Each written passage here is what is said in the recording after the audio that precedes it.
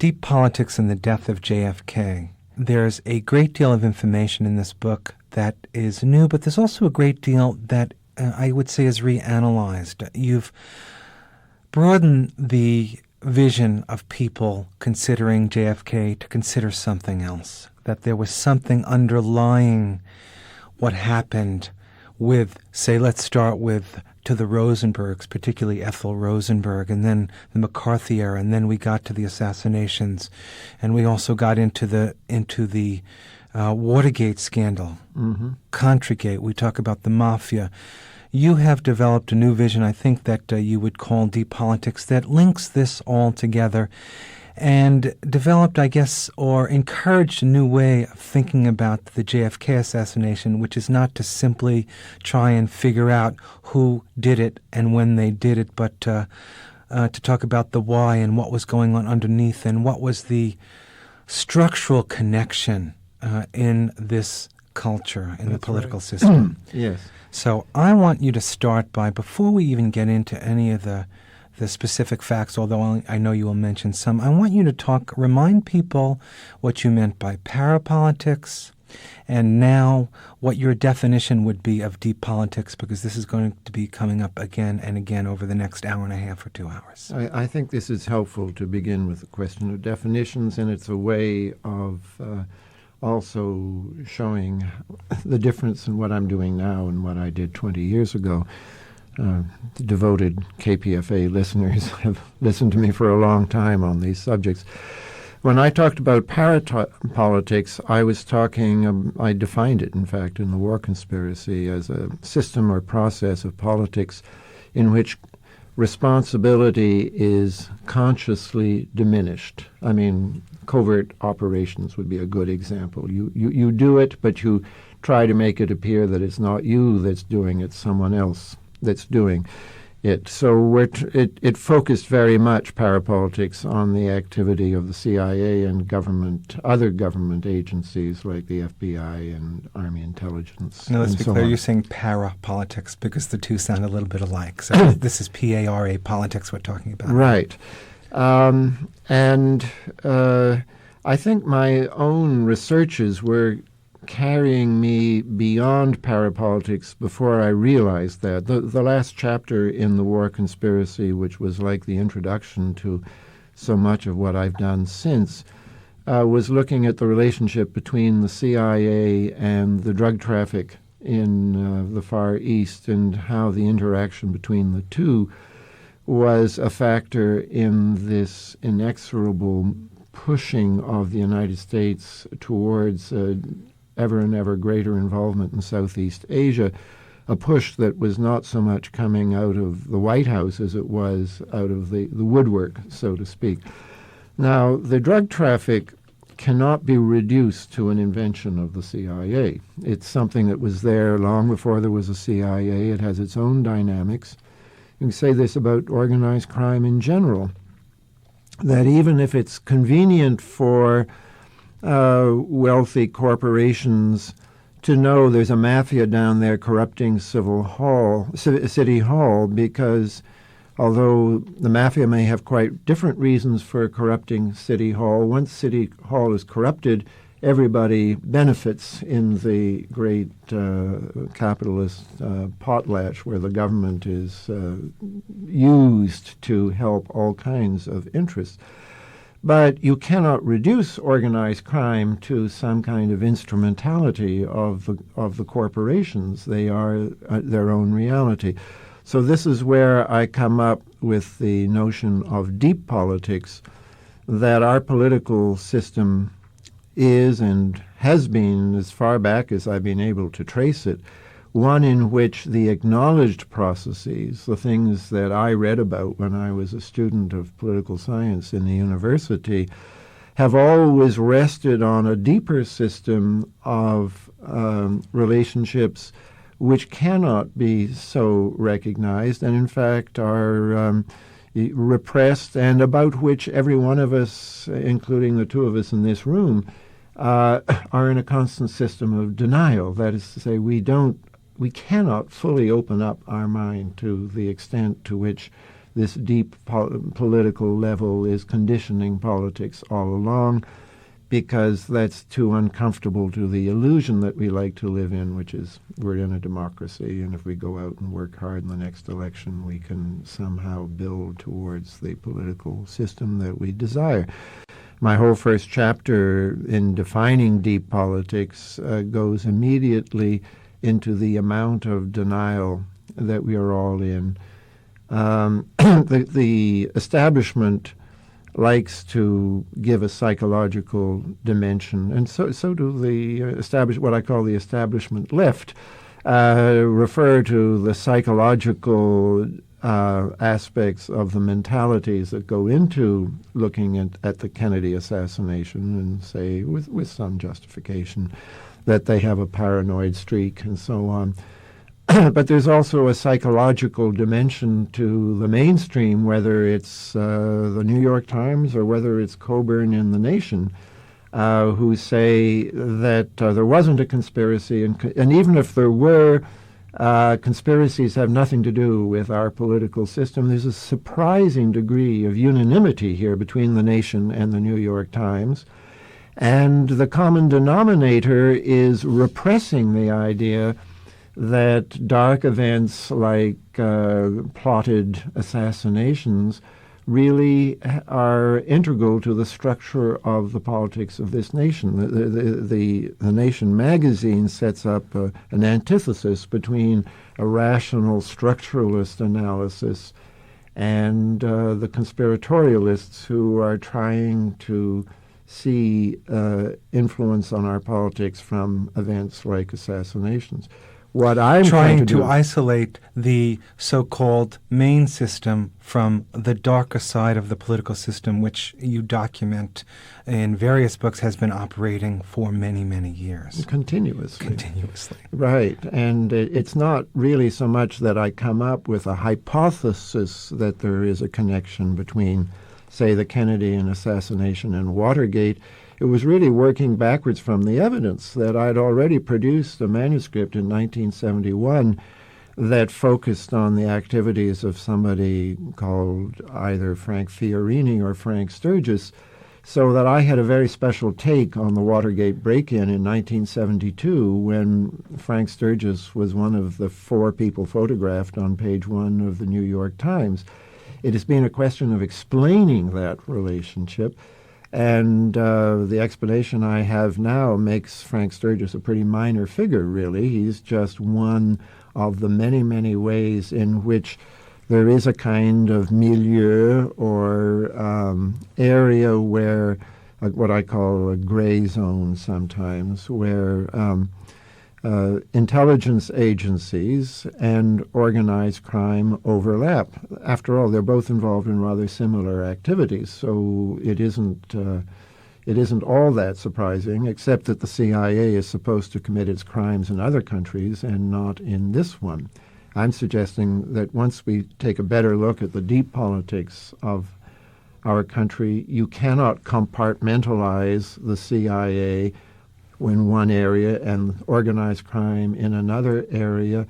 They are both manifestations of the way business is frequently done on the criminal level, on the government level, and also, I keep coming back to this in my book, on the corporate level. And this is what you mean by the deep political politics or deep politics, this link. Right. Really, you have to say the deep political economy of our country, because it would be very wrong to leave the corporations out of this picture. And I think I'm probably one of the first people.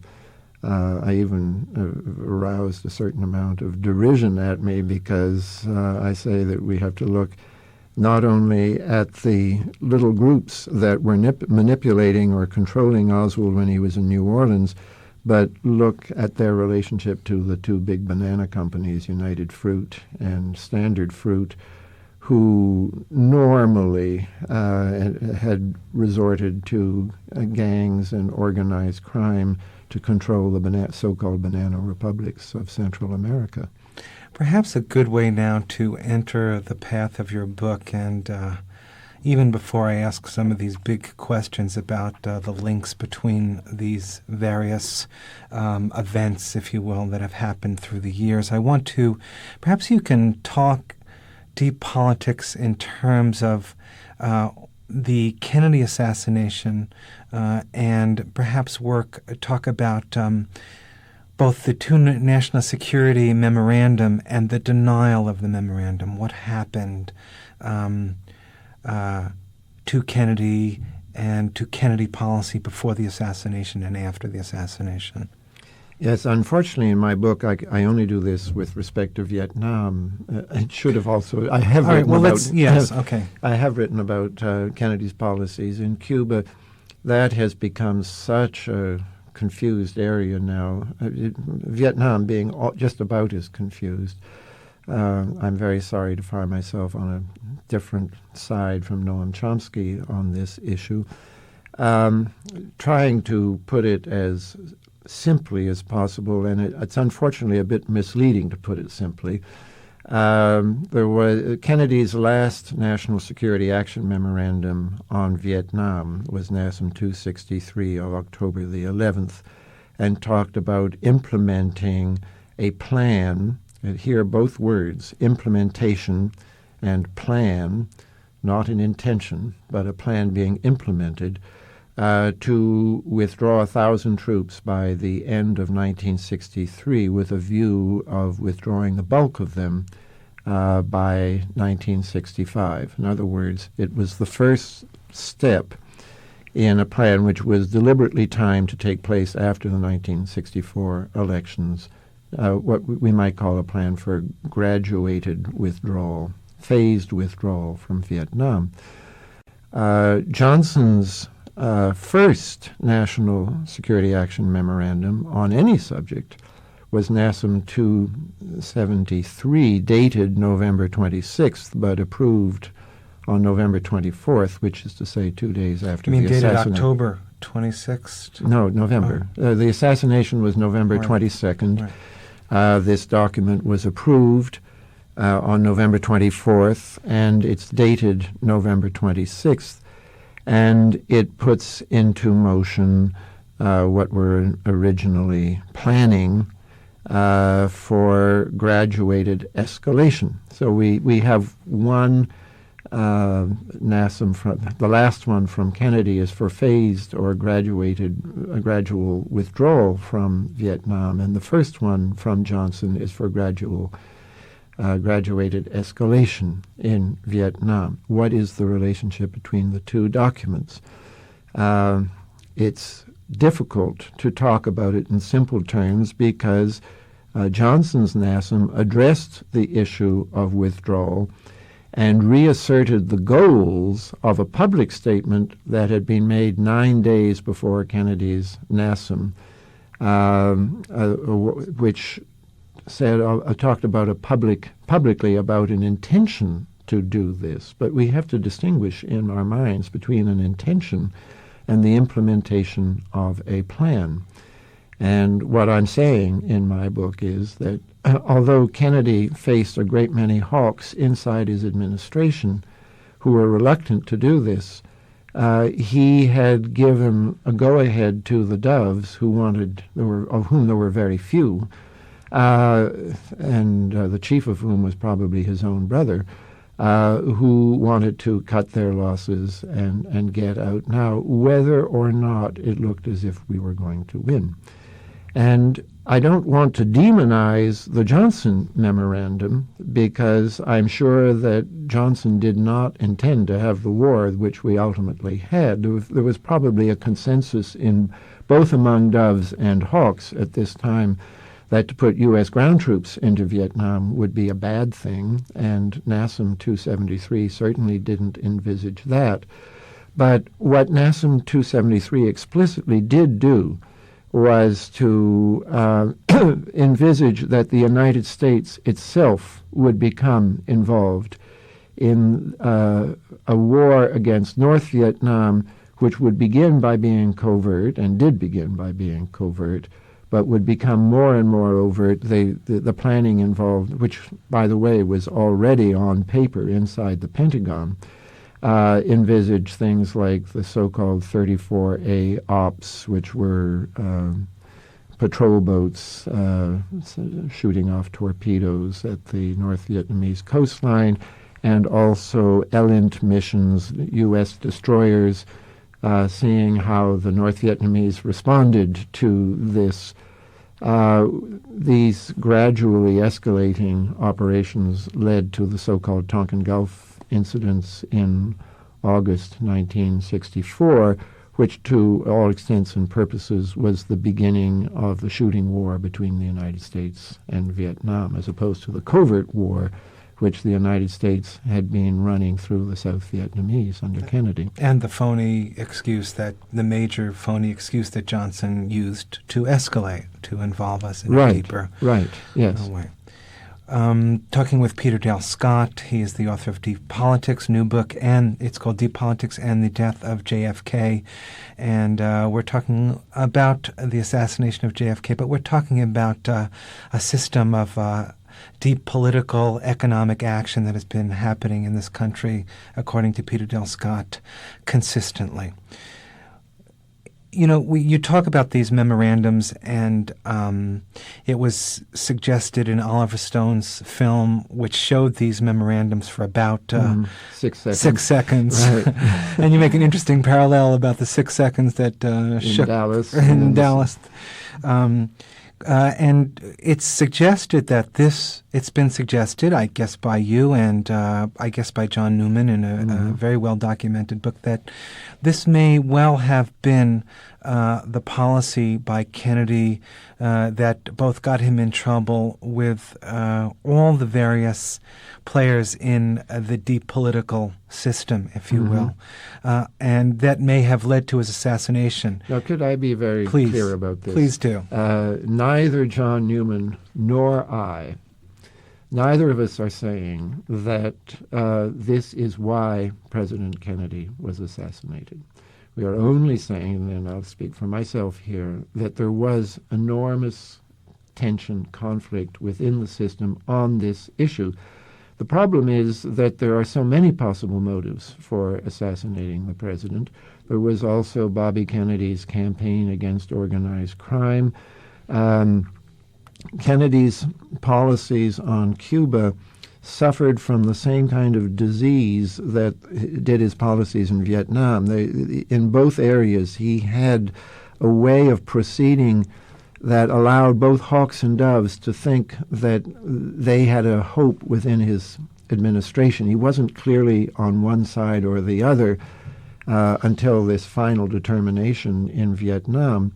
So, and I actually believe that if we did know why Kennedy was killed, it would almost certainly involve a coalition of diverse groups with diverse motives, of which Vietnam may very well have been one, but I have no way of demonstrating that it would have been one of the motives, just as I have no way of demonstrating that Kennedy would have withdrawn. This is another false issue that's come up, which I can't address. I am simply saying that he had implemented a plan to withdraw, and that, and let's be clear about this, that this was quietly annulled by Johnson's NASM 273, even while it was using the formula of reasserting the intention of withdrawal.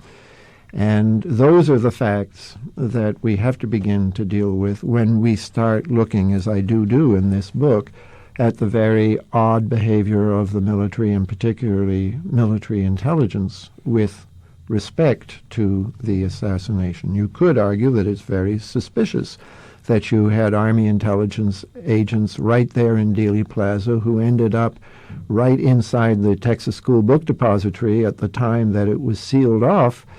But, of course, this doesn't prove anything about whether or not Vietnam was a motive for the assassination. Boy, that's interesting. We're not going to get into this now, but in a very revealing new series that came out of, I think it was the Memphis Appeal, they documented the fact that Martin Luther King was surveilled by military intelligence from the time he was in college to the fact that they were on the ground the day within hundreds of yards of where he was killed. That's extremely relevant, and in my book I also note that Army intelligence had a file on Sirhan Sirhan, the supposed assassin of Robert Kennedy, probably predating Robert Kennedy's assassination. Okay, I want to ask you a big question here and give you some time to respond to it. And I think this will get us into the heart of the matter, although we've been there already. You talked before about there would be, you would think that there would be or feel that there would be a coalition of diverse groups, or you've documented that there is a good deal of information that suggests that there would be a coalition of diverse groups that would want Kennedy dead. Like a lot of people had a lot of reasons to want to get rid of him. I want you to talk about what those different groups would be and what the reasons would be for wanting Kennedy dead. Does this bring in organized crime and drug wars and the use of drugs by organized crime to make money and by the CIA to finance operations? Who are these diverse groups that we're talking about in terms of wanting JFK dead, and why would they want him dead? Well, I have a chapter on the coalitions, plural, against the Kennedys, in which I begin by talking about all those people connected with the Teamsters, not just people like Jimmy Hoffa himself, but very much those people ranging from the Murchison family to pure organized crime groups who were being given very liberal sources of capital in the form of loans from the Central States Teamsters Pension Fund, which many of these loans never being paid off at all. And of course, Bobby Kennedy was going right after Jimmy Hoffa, and in fact, the trial of Jimmy Hoffa and the Warren Commission investigation of the Kennedy assassination both took place in 1964, and I argue in yet another chapter that they influenced each other, and that a key witness in the Hoffa trial down in Tennessee, Parton, many people were telling the FBI all through this period that he was somehow involved with the Kennedy assassination, or with a man called David Ferry, who other people said was involved with the Kennedy assassination. And that one of the reasons that Bobby Kennedy didn't want to get into conspiracy theories about his brother's death is that this would have opened up the door on these allegations, which I think were false allegations, against, he was still the Attorney General, and Parton was his key witness in the key case against Hoffa. So that's one big area. And then I talk a bit about a lobbyist called Irving Davidson, who represented a number of the people who were in these in these coalitions, the Murchisons in particular. Offshore interests, the government of Nicaragua is somehow drawn into this case, one of their agents having supplied a false but rather important, significant story that Oswald had been hired in the Cuban embassy in Mexico City to kill the president. We have to understand that the creating of a false KGB or Cuban plot, the appearance of this, although it had no grounding in reality, it had a lot of plausible backing in government files at the time the assassination occurred. A lot of this had been put in there pre-assassination. And so that a very real motive for the government saying that Oswald acted alone was to get the nuclear Air Force back on the ground, because we were in a red alert right after President Kennedy was killed. And sane heads in the government did not want to go to war against the Soviet Union. A lot of insane heads in the government did want to go to war, and even more wanted very, very vigorously and actively for about 7 or 8 weeks after the assassination to retaliate against Cuba.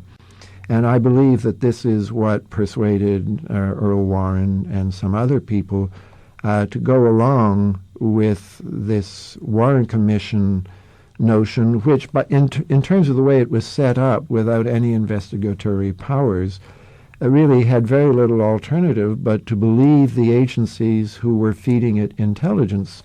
And the FBI in particular was committed to the idea that Oswald did it, and did it alone, as early as certainly 3 days, maybe much earlier, in fact, 3 days after the assassination.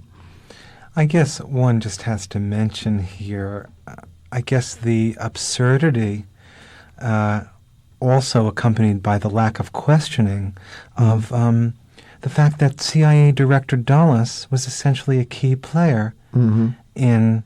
He was, of course, former CIA director at the time. But he was a more active person, probably even than Warren, on the Warren Commission. Why don't you just talk a little bit about the role that this former CIA director played in the Warren Commission and what it ultimately turned into?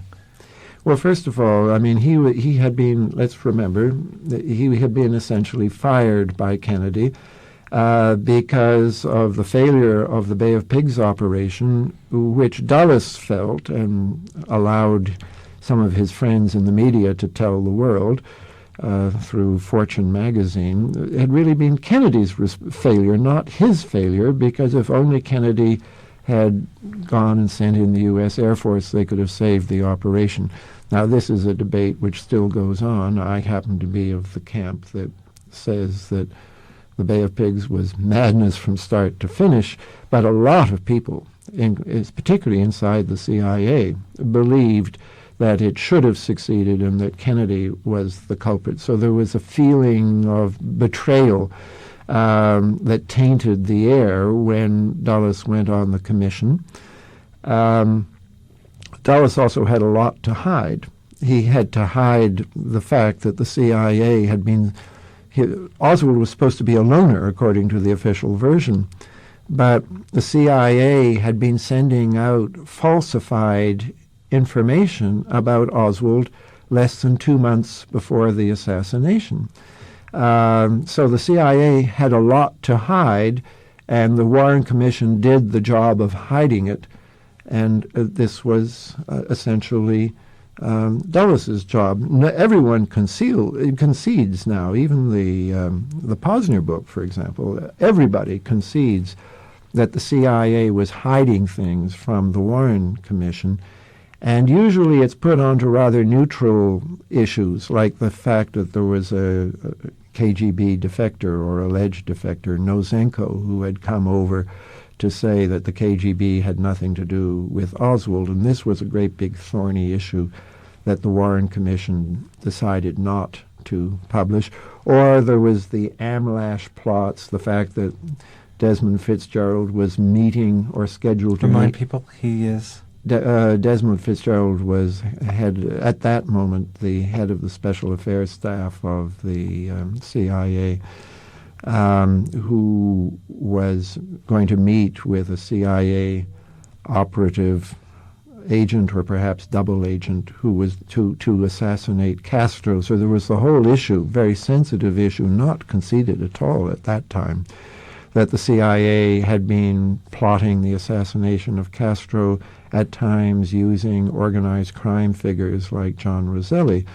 All of that was sensitive, but the most sensitive of all, I think, was that the CIA had already in its own files and documents created an appearance of a contact between Oswald and a man called Valery Kostakov, a KGB agent in Mexico City, who they had already pre-assassination, rightly or wrongly, identified as a KGB expert on assassinations.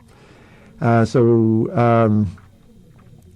the other matters, the CIA might conceivably have nothing to do with the actual case, but inasmuch as Oswald was the designated patsy, the fact that the CIA officials, by falsifying documents, had already made him look like a potential KGB assassin. This was a very, very sensitive matter, and this is something that is really just beginning to come out now with the declassified documents, although we've known something of it for some years. So Dulles, you might say, is a key figure on the Warren Commission. But in my first chapter, and again later, I go on to say, let's not focus on Dulles alone, that most of the people, not all, but a good many of the people on the commission had a kind of privileged relationship to the subject areas that we were going into, and I point to just two. One was Hale Boggs, who was elected from Louisiana, with the help of Marcello, and an organized crime leader in New Orleans. And if an honest investigation would have been led through the Oswald family and through Oswald's own activities in New Orleans to look at the 544 Camp Street address, which he stamped on his literature, which would take us to this ex-FBI agent, Guy Bannister, who had simultaneously excellent relations with the FBI, to whom he reported on Cuban exile activities, for which Oswald might have been possibly gathering information for him, and also had a very intimate relationship with the investigators and lawyers protecting Carlos Marcello against deportation by Bobby Kennedy. We talk about, I just want to stay with Hale Boggs for a moment. I took careful note that when the Oliver Stone film first came out, ABC, I guess Sunday with David Brinkley, whatever that program is called, had on several journalists to give their view of how the film was, and one of those was Cokie Roberts. Yes. And Cokie Roberts went on to say it was garbage, junk, an insult to the men on the Warren Commission. Do you suppose this might have been a subtle continuation of the cover-up? You mean because of who her father was? Well, her father was Hale Boggs. Yes, right. Yes. No, I certainly... because I'm talking about a system here, I want to say right out that every time we focus on individuals like this, we mustn't individualize the situation and say, aha, now we've got the key to it. It's the fact that Cokie Roberts was the daughter of Hale Boggs. I'm saying that there is a style of political activity in Washington which unites all kinds of people from the very top of the overworld to the very bottom of the underworld, and that when we're going through instances of this, we have to look at them as part of the system without focusing on them uniquely. So I'd like to go quickly to yet someone else in the Warren Commission, a lawyer called Albert Jenner, who at the same time was the chief counsel for General Dynamics, and you had just, and coming back to the coalitions that were uniting against the Kennedys, a lot of dirt was beginning to surface in the fall of 1963 about corrupt Texas politicians, including those people who had secured through lobbying and then profited from a very controversial Pentagon contract awarding the development of the so-called TFX experimental fighter plane to a General Dynamics plant in Fort Worth. Well, that scandal, what we can call it the TFX scandal or the General Dynamics scandal, is certainly part of the deep politics of the assassination. And so it becomes relevant that Albert Jenner, who was the counsel for General Dynamics, was then put on the staff of the Warren Commission. Specifically, it's been alleged, with the responsibility of investigating conspiracies. He also, through General Dynamics, represented one of the chief shareholders, the chief shareholder in General Dynamics, who had a number of contacts with organized crime figures in Chicago, as did Jack Rubey. And in fact, one of the people that Jack Rubey is alleged to have had contact with in 1963, and another one whom he definitely telephoned, were subsequently represented by this same Albert Jenner, who was, we have to understand, also had good links with the overworld, but at times could represent the underworld as well.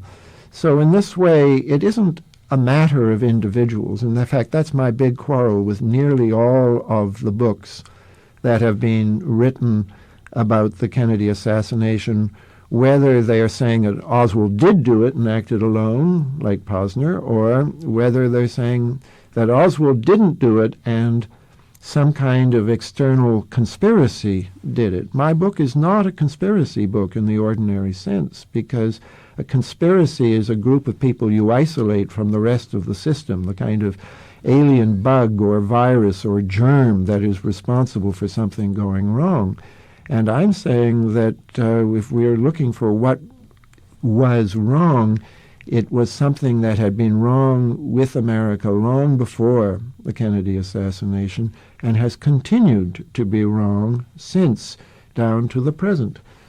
The fact that the FBI can cover up for murders, for example, is very glaring in the case of the Kennedy assassination.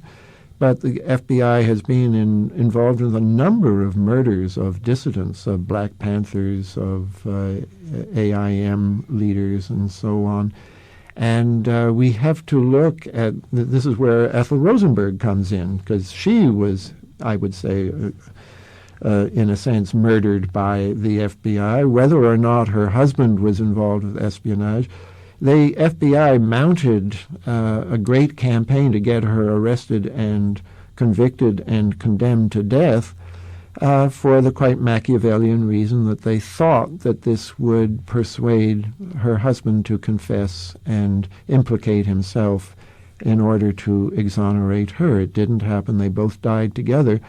And two of the FBI agents who are up there at Sing Sing watching the Rosenbergs die, having been deeply involved in this plot, let's call it that if you like, against Ethel Rosenberg, were deeply responsible for the conspiratorial cover-up of the Kennedy assassination and the railroading of Lee Harvey Oswald. And this is through the FBI's COINTEL program. It's through it's through their counter-espionage section, which in turn, or counterintelligence section, which in turn became responsible in 1955 for the COINTEL programs, which is short for counterintelligence programs, which were authorized by Eisenhower largely in response to the terrible threat that had been portrayed to him by the FBI, using the Rosenbergs as the chief example. We're talking with Peter Dale Scott, his new book, Deep Politics and the Death of JFK. He is also, among other books, the author of Cocaine Politics, Drugs, Armies, and the CIA in Central America. And a little bit later in this interview, Peter Dale Scott, we're going to talk about the new documents that have come out and the information around Mexico that sort of links, I guess, the Kennedy assassination with drug trafficking and with the work you've done in Cocaine Politics. Well, of course, my own book links the Kennedy assassination to drug trafficking through Mexico, and particularly through the fact that the Mexican Ministry of Gobernación, government, and within it a so-called Dirección Federal de Seguridad, which we'll just translate as Security Directorate, which was in effect the Mexican CIA and to some extent Mexican FBI as well, and which enjoyed excellent relations with the CIA station in Mexico City. This DFS was simultaneously an intelligence agency. That's the Mexico CIA. Yes, and they investigated. They did a good deal of the investigation of the case in Mexico at the request of the Mexican CIA. We have to be careful here. When I say the Mexico City CIA station, that's the U.S. government requested the DFS through the Gobernación to arrest and interrogate a witness, Sylvia Duran. She was put under terrible pressure to admit that she herself was part of a colossal KGB Cuban conspiracy to assassinate the president. Now, this DFS was simultaneously an intelligence agency investigating the case, but it had certainly emerged by the 1970s as the key link between the Mexican government and drug trafficking in Mexico. And so we have quite a lot about the DFS in our Cocaine Politics book, quoting another book as saying that, well, actually quoting a government agent is saying, one of our U.S. government agents is saying that a DFS license was a license to traffic in drugs in Mexico, because when the DEA went in there and tried to arrest people, whenever they got to a high enough level, the person they wanted to arrest would produce a little card proving that they were an agent of the DFS. So I have a chapter that goes into the evolution of drug I have a chapter in Deep Politics and the Death of JFK, which looks at the evolution of the drug traffic in Central America and in Mexico in particular, showing how the gobernación of many countries, Honduras conspicuously, became involved with drug trafficking as a way of controlling their own populations, which is what the CIA has always been interested in, and how in Mexico it led to a kind of government toleration of a drug traffic at the highest level, a drug traffic with which Jack Ruby was probably involved. And in just a minute, we're gonna sort of zoom into Dallas, and we can talk about what I think is incredibly interesting: the fact that Jack Ruby was apparently working with the local police there as a narcotics informer, and we've got Oswald sort of, I guess, engaged in one way or another in the drug trade. And I mean, this sort of gets fairly interesting. I have to, Peter Dale Scott, I feel in doing this interview that essentially what I'm going to keep doing is asking the same question again and again and again, which is so that we can hone in on what you mean by deep politics and the structural links that make all these so-called independent conspiracies. Could we talk a bit about Central America, because it's much smaller? Okay, it'll be easier, and then we can bring it back home. Okay, well, why don't you state the thesis about drugs in Central America? Why don't you lay that out for us? I would say that at least since the Depression in the 1930s, when the banana industry almost went belly up, and both the banana companies were close to bankruptcy, short of funds, the flow of money from the banana companies to the various political parties in a country like Honduras dried up, and the various political parties then turned to drugs to finance themselves, to supplant the income that had been lost from the banana companies. And then there are signs that the Gobernación in Mexico as well, which is of course not a banana republic, that the same thing was happening. And in fact, a Gobernación minister who probably would have become president had to resign before the war, about 1940, because he had been accused of involvement in the drug traffic. So the deep politics there is that although for a while you were having elections of sorts in these countries, that the real sort of energy behind the political system and the governance of the country it continued after you had a strong man in Honduras who suspended elections, and another strong man in Nicaragua, was that the drug traffic and its gangs and its money and its ability to corrupt people was part of the governance system of those small countries. Just as bringing it back home now, in a city like New Orleans, the gangs on the waterfront who, ever since some very messy events of the 1890s, have been called mafia, but should be seen essentially as gangs on the waterfront, have been an integral part of the deep political processes of the city of New Orleans, which explains why Carlos Marcello had a lot of political influence in New Orleans and could regularly elect and re-elect men who went to Congress in Washington and, in effect, represented the interests of the mafia and would introduce private bills to get particular mafiosi pardoned and so on.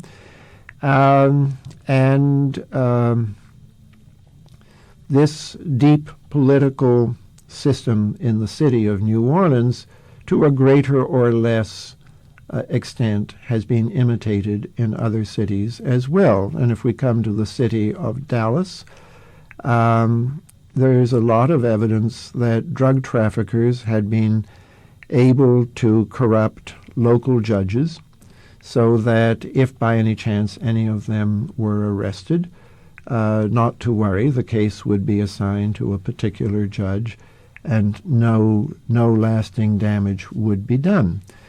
Now, the Warren Commission tried to present a picture of Jack Ruby as a loner.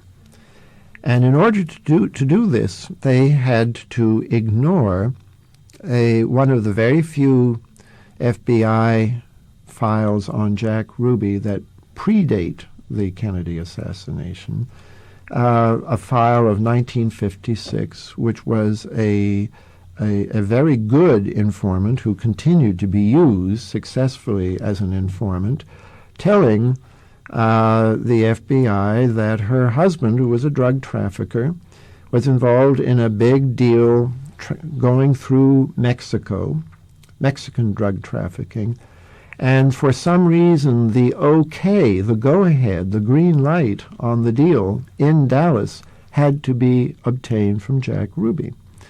This indicates that Jack Ruby was the man who had the kind of influence with the Dallas police and with the Dallas judiciary which would allow a deal like this to happen. This was not an isolated report. There were other reports coming in, one of which certainly received by the FBI, but possibly and probably withheld from the Warren Commission, was from a former FBI agent in Dallas, now relocated to, I think, San Diego in California, but reporting very early on that when he was in Dallas, he had the impression that Jack Ruby had a very special influence with the Dallas police. A great many of these reports came in. The Warren Commission ignored all of them.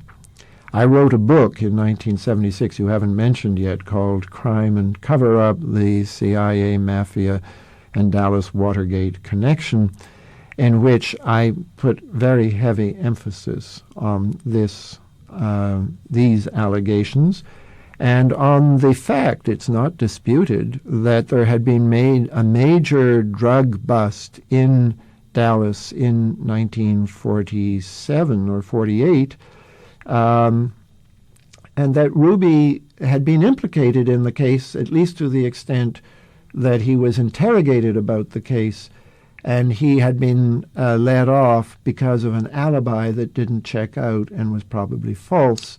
And the fact that they let him off so easily indicated to me that he was a government informant way back then on the federal level to the Federal Bureau of Narcotics. Of course, this suggests perhaps one of the possible reasons why Jack Ruby was capable of getting so close to Oswald in 19... Because of his influence with the Dallas police. Apparently knew everybody there. Now, the House committee went further than the Warren Commission, and they suggested there was probably a conspiracy to get Ruby into the basement. They discovered that a door was left unlocked and that the people who were supposed to be guarding the door had been reassigned shortly before Ruby came in and killed Oswald. So here was a door that was both open and unguarded. And they added to this that the man in charge of all this, they pointed the finger at a Sergeant Patrick Dean, who, interestingly, knew quite well Joseph Civello, who was the head of organized crime in Dallas. Now, I, in my book, tell how I interviewed this Sergeant Dean, and I find all of this very significant, but I find it falsely presented by the House committee because they're making it look like an external conspiracy involving Sergeant Dean and maybe, or maybe not, Joseph Civello.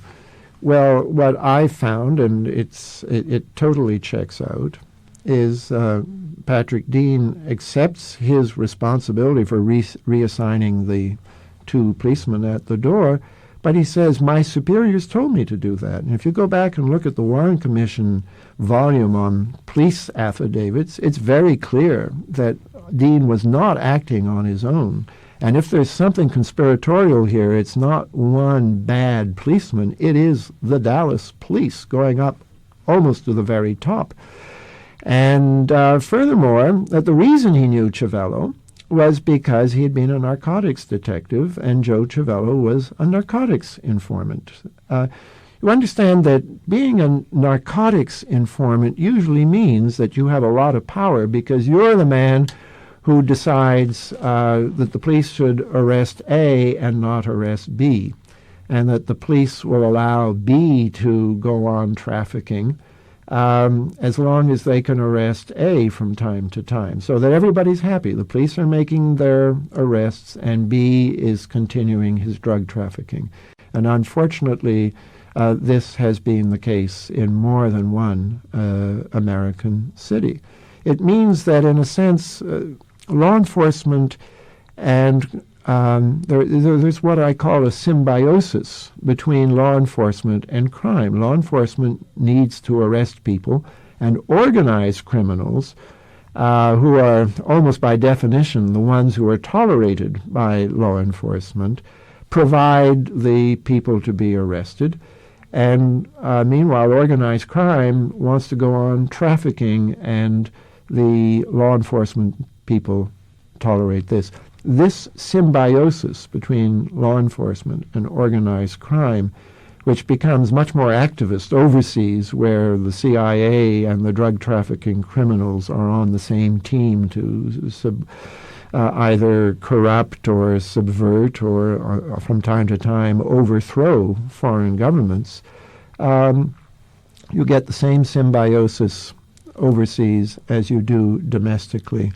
And Jack Rubey seems to have been an example of this symbiosis in Dallas, but on a transnational level, that is to say, twice at least, and probably recurringly, he was involved with drug deals that went to Mexico, and which at the Mexico end were represented by the DFS, which investigated the assassination of President Kennedy and came up with evidence of a conspiracy, which was enough for Hoover and Johnson and the Warren Commission to decide that they would go with Oswald as the lone assassin. Peter Dale Scott, perhaps this would be a good time, since we've talked about the way in which the Dallas Police Department may have been compromised by its relationship with Jack Rubey and in the symbiosis you described with organized crime. Perhaps it would be good just to spend a few minutes talking about the way in which the FBI and the CIA acted rather strangely, or what might be of surprise in terms of the way they acted after the assassination.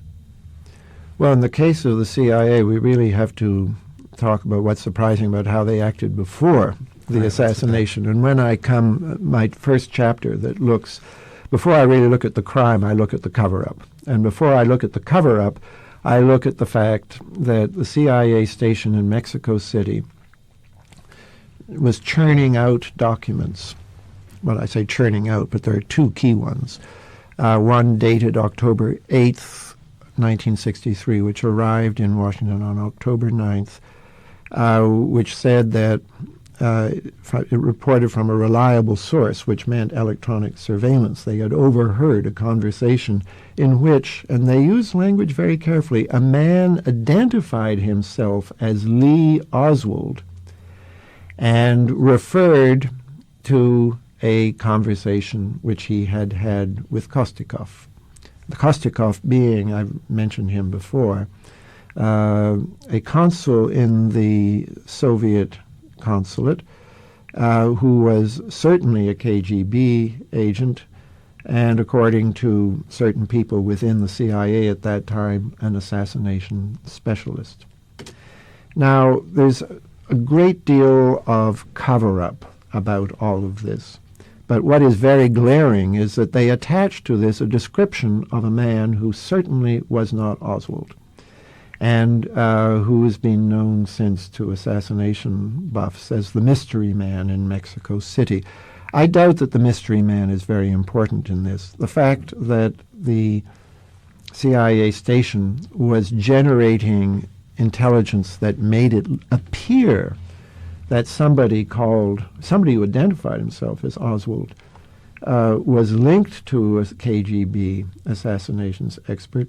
This was important because in the post-assassination period, you now had two schools of thought inside the CIA.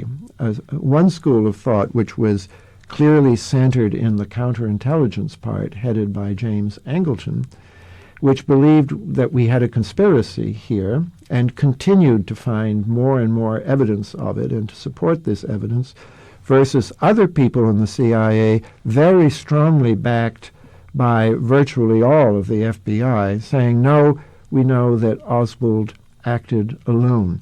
Most Americans are not aware that there was an intelligence war going on inside the American government in Washington under Johnson as to whether they were going to come down on the side of conspiracy or come down on the side of Oswald acted alone. And it's important to distinguish that there were some people who really wanted to come down on the side of a KGB conspiracy, including Angleton. And there were other people who really did not want to have World War III, but did want to come down heavily for a Cuban conspiracy so that we could then go in and take out Fidel Castro. And this second camp were not finally silenced until sometime late in December.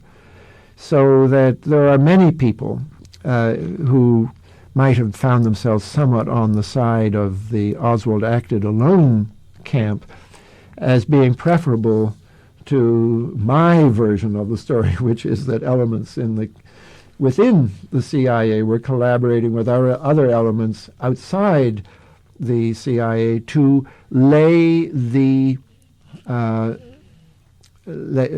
create a scene for a successful assassination which could not be tracked because of the amount of embarrassing material that was already planted in government files. Now, the CIA certainly had elements within it which were lying. You had elements within the CIA station in Mexico City who were lying to headquarters about Oswald before the assassination, who continued to lie after the assassination.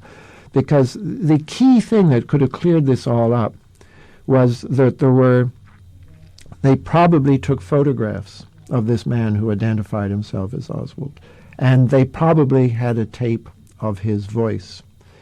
And we could have a whole broadcast on this technical subject. Suffice it to say that they almost certainly had photographs and a tape of this man identifying himself as Oswald after the assassination. That FBI officials, we have an FBI memo that says that FBI officers, agents in Dallas who knew Oswald and had heard his voice, listened to the tape and determined it was not of Oswald. And ever since, people have tried to make light of that and say, oh, well, it was just a mistake. It was someone else. It wasn't Oswald. Suppressing the very relevant fact that this man had identified himself as Oswald. Read this case closed book that he cannot deal with this crucial fact here. Somebody had identified himself as Oswald and he almost certainly was not Oswald. There was a conspiracy to implicate Oswald in the assassination that involved people within the Mexico City CIA station who were lying in a way to make all of this seem much more plausible than it really was, and who created a memo, for example, as I say in my book, we have determined, I better read this, it's page 41, this officer determined that Oswald had talked with Kostikov. I make a small mistake there because I assumed that this officer was a man, and now from the recently declassified Lopez report from that era, we realize that this person was not a man but a woman, and she was married to a man. I got the husband and wife confused here, but the Lopez report enormously enlarges the evidence that somebody was impersonating Oswald, probably a short, aging blonde. I didn't make too much of the blonde thing because I thought that whereas Consul Azque in the Cuban embassy called him a blonde, I thought that Sylvia Duran, who spent the most time with Oswald, didn't. What we now know from the Lopez report is that Duran kept saying over and over back then in November 1963 that she had talked to a blonde. Oswald, of course, was brown-haired. At least the Oswald who was killed in Dallas was brown-haired. So it looks like there was an imposter there, and that wouldn't tell us much by itself, but that the idea of a conspiracy was being improved by false memoranda from within the Mexico City CIA station, reinforced by very vigorous efforts from a very drug-tainted element of the Mexican government, the DFS. This begins to give us an outline of where such a conspiracy might have been. Now, in my book, I'm not trying to solve the case, but I'm content to bring the case back to what I call the deep political facts of Mexico and the United States, the fact that the drug traffic is part of the governmental system in both Mexico and tone it down a bit, but also, and to a certain extent, in Dallas as well. We're back with Peter Dale Scott. The book is Deep Politics and the Death of JFK.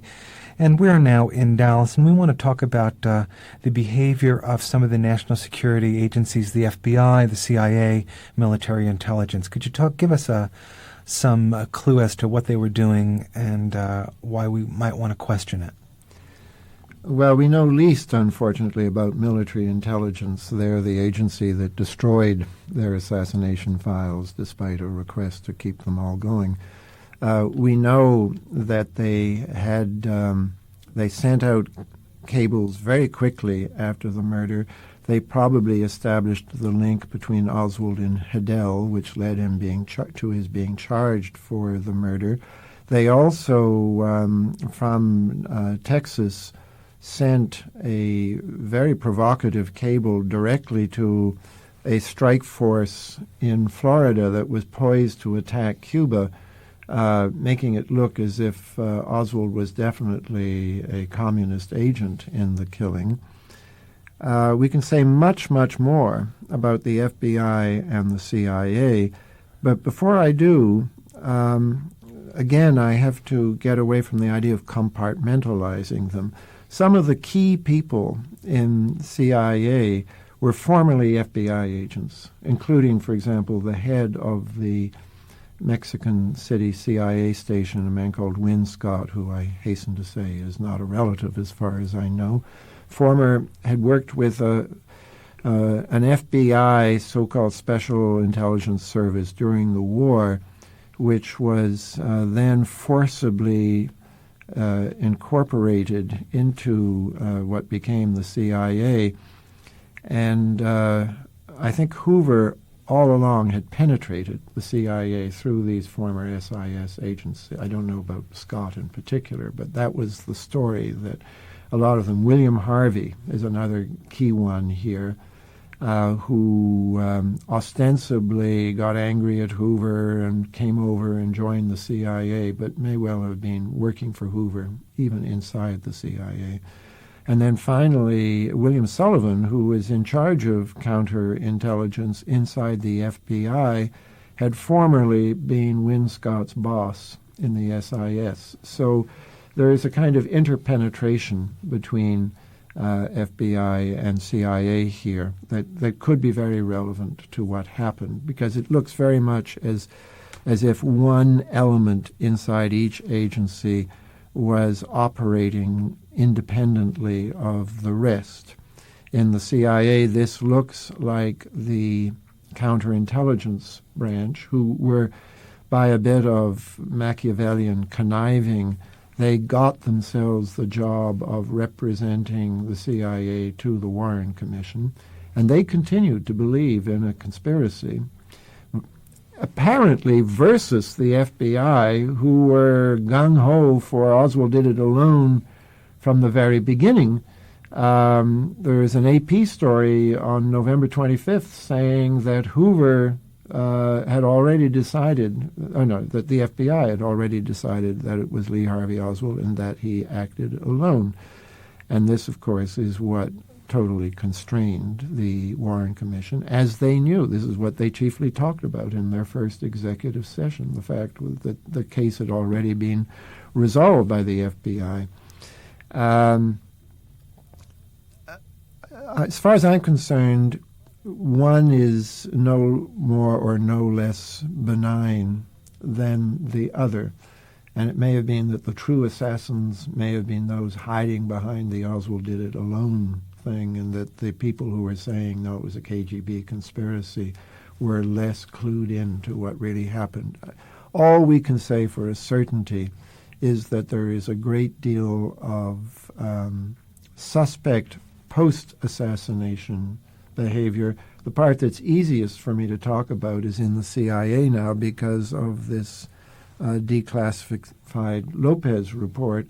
But in my book, I talk about how the people who handled the case within the counterintelligence section of FBI, although they were apparently secretly reprimanded at the time, this reprimand can't have meant very much because they were simultaneously entrusted with continuing to investigate the case. There's a great continuity between the FBI people who handled it before the case got reprimanded and then were designated to handle it after the assassination, some of whom, like William Sullivan, went on to very high posts within the FBI. I do think it's very striking that these same people were the people who in the 60s and 70s were running the COINTELPROs. I looked at a lot of the COINTELPRO documents when they were declassified. It was very striking to me that the files were reasonably complete on all kinds of organizations, particularly the Socialist Workers' Party or the Trotskyites, but not the Fair Play for Cuba Committee. And it remains quite possible that Oswald himself was part of a COINTELPRO against the Fair Play for Cuba Committee because he involved himself with them, not vice versa.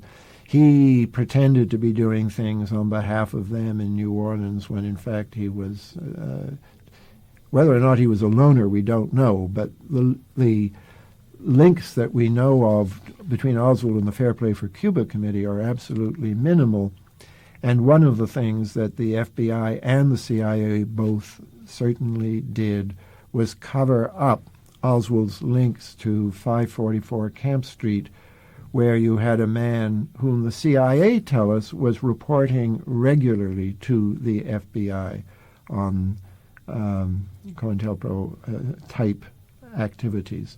Now, this is where deep politics come in, because that man, Guy Bannister, there's been a lot of debate between those who say he's FBI and those, or ONI, Office of Naval Intelligence, versus those who say, no, he's mafia because he knew Ray Gill, who was Marcello's lawyer. A deep political analysis isn't going to make too much out of this sort of thing, because the fact is you had a milieu in New Orleans, which is well represented by Guy Bannister, in which organized crime and law enforcement are doing each other failures. So it would be wrong to overly compartmentalize here. So you might say that the deep political components of this case were filtered out by both FBI and CIA, and strikingly by those people who had the strongest deep political connections themselves. All right, we are running out of time. We have a few more minutes. I want to ask essentially the same question that I asked when we started this interview. And since you are also a noted poet and have written your share of poetry, let me come to this question by quoting a poem by the late Muriel Rukeyser. She wrote a poem called Islands. And the first line of that poem goes, "Oh, for God's sake, they are connected underneath." The bathers. The theme of my book.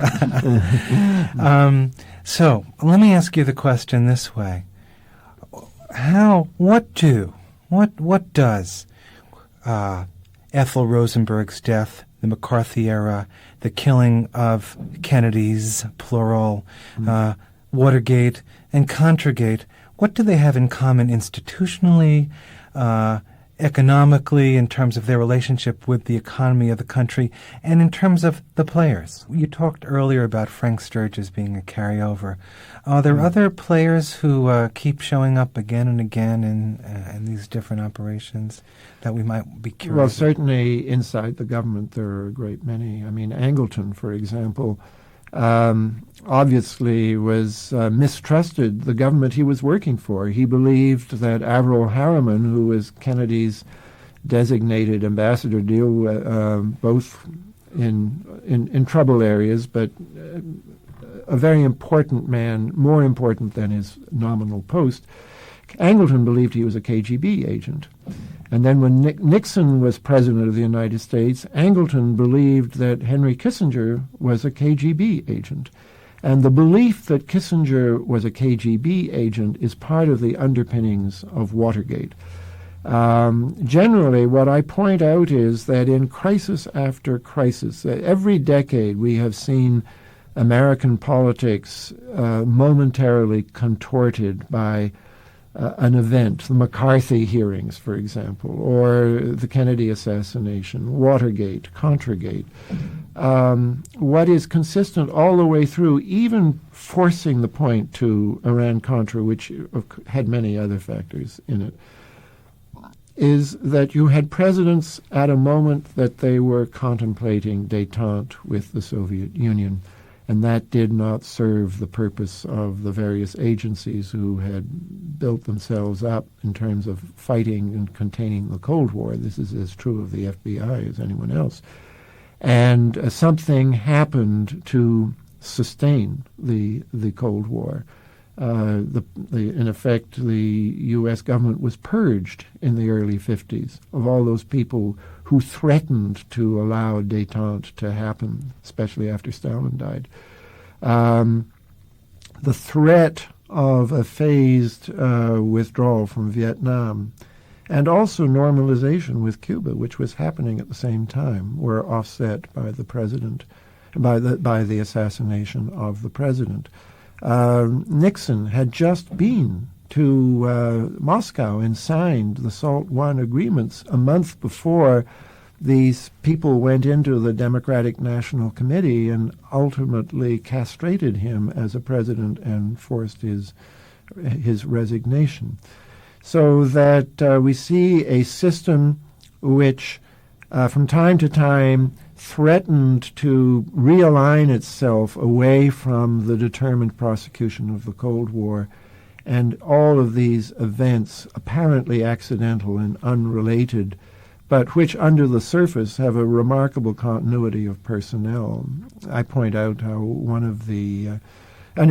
first of all, the point is that the system adjusted itself in all four cases by purging people, by the assassination of a president in a plot which must have involved some people within the government, although not probably not confined to the government. And we've talked very little about corporate involvement here, but I do talk about it in my book. Well, say 2 minutes.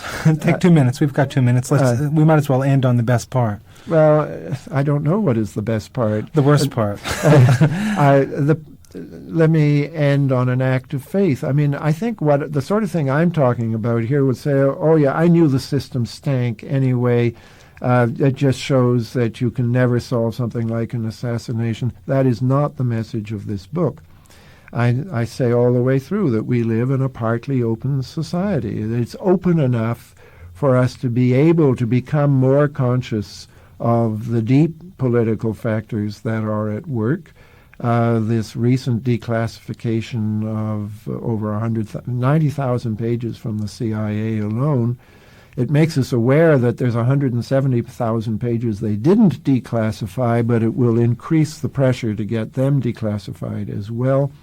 And I argue that even if we don't get to the whole truth, working to get more of the truth will work to make our society a little more open, and this in turn will mean that the COINTELPROs and the dirty tricks against individuals, and particularly against the kind of people who listen to KPFA, are robbed of their power, just as we saw in the wake of Watergate, a kind of new set of rules to limit and restrict the activities of both the FBI and the CIA. I want to thank you, Peter Dale Scott, for joining us. A new book, Deep Politics and the Death of JFK. It's put out by the University of California. And it's a big, thick book. It's over 400 pages. We have only, and I do not kid you, barely scratched the surface of this very good work of research and analysis. Thank you very much, Peter Dale Scott. Thank you.